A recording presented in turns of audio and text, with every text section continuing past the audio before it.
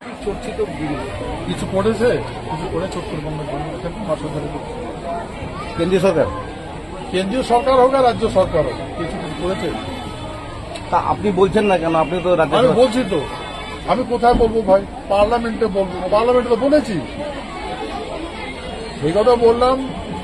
ভারতের উপরাষ্ট্রপতি আমাকে বলেছে আজ পর্যন্ত আমি যেটা পার্লামেন্টে তুলেছি, আজ পার্লামেন্টের ইতিহাসে আজ পর্যন্ত এত বড় ভোট দেখানো উঠায়নি, কেউ উঠায়নি, আমি উঠেছি।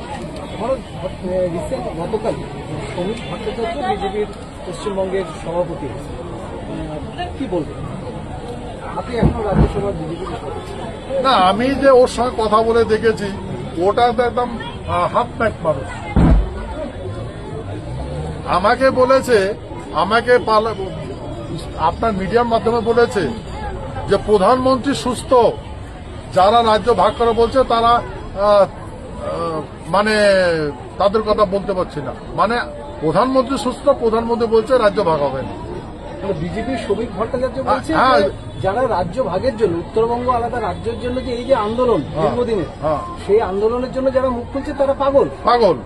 হ্যাঁ, আর প্রধানমন্ত্রী সুস্থ মানুষ, এই মূর্খ জানে নাকি প্রধানমন্ত্রী অফিস থেকে রাজ্য ভাগ করার জন্য অর্ডার দিয়েছে। ওই কথা বলেছি, এই বুর্বক তুমি জানো?